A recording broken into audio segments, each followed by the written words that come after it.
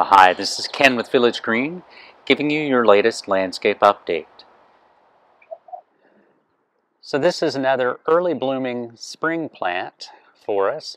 This one goes by the name Purple Fringe Flower, just Fringe Flower, Loropetalum. It's got several different names.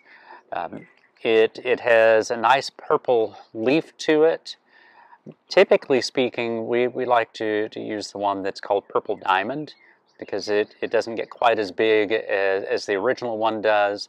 It'll grow somewhere around 4 or 5 feet tall and stop.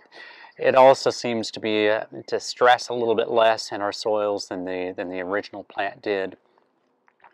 This particular plant, the Loropetalum, the past few years we've been getting some pretty good cold snaps, and the one that we had a couple of years ago where we had the snow and it got bitterly cold looked like it wiped pretty much every one of these out, and we had pretty much given up on them until they just magically seemed to leap back out somewhere around in June or so, and then they've done well since then.